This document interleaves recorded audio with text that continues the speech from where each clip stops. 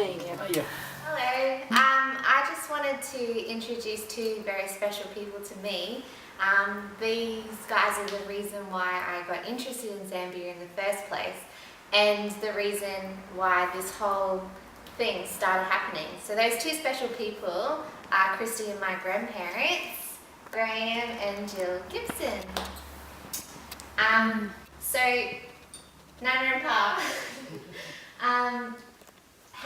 can you tell us how you first got connected with Zambia? Going to New Beginnings under Ken Legg at that particular time, and Ken had been over to Zambia. He'd been invited over because one of his publications was picked up by a pastor in a village, in a little village called Kafui, and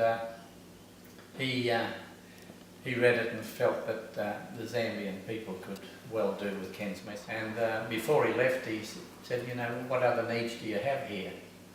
And the pastor said, we really need an orphanage. And he came back and presented it to the church. And at that stage, our church would have been maybe 100 people. And as he said it, I'll be honest with you, I looked around the church and I said, this ain't going to happen. As we're driving home, Jill said to me, she said, we can build that orphanage. And which she always does, you know, we can do anything. We decided that we'd fit the bill, and we did that, and so it started. And Bruce, this is my Brucey. Bruce, battery. Bruce. Bruce, kami hanggang naman ganon ko David.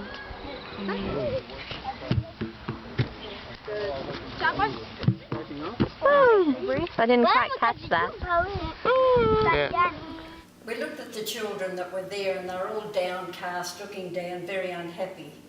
And this is before it was finished. Yeah. But when we went over the following year, the children had moved in, it was all painted and they were happy, all playing with each other. You ask them what they wanted to do when they leave school, they'll say, oh, a pilot, or want to be a Prime Minister. They're very high achievers, and they're doing very, very well at school, and some of them are coming top in their class. So my initial inspiration was my grandparents and the orphanage in Zambia. So that's at the beginning of 2012, I went over to just teach English in an orphanage.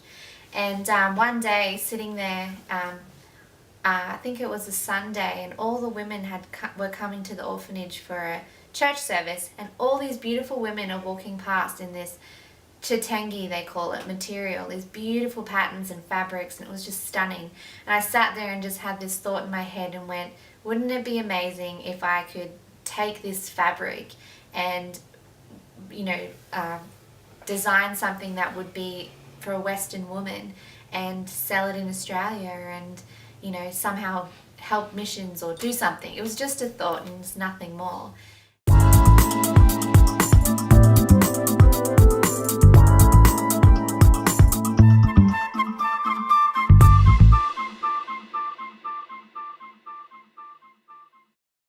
Hi, my name's Christy. I came onto the project a little bit later. The girls were having meetings at my house and I couldn't help but overhear all the great things and aspirations they had, and I really wanted to be a part of it. So I kind of asked permission to join on, and they were happy to let me come in and help out with some of the projects that we were starting to do.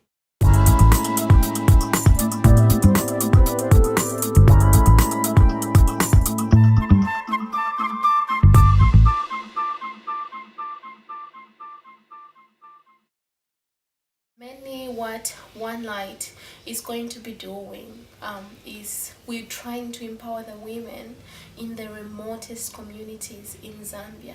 We want to be able to do something like just teaching them how to read and write, giving them a skill, teaching them how to sew, like managing their own businesses, you know. And at the end of it, I believe that it's a woman who spends more time with the children in the house.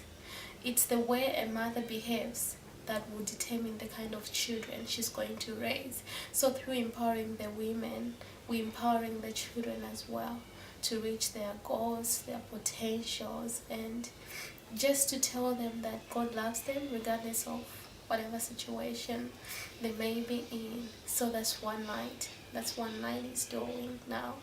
Would love you all to support us if you can. It doesn't matter how small or how big it is. It's the little things that we do that make a difference.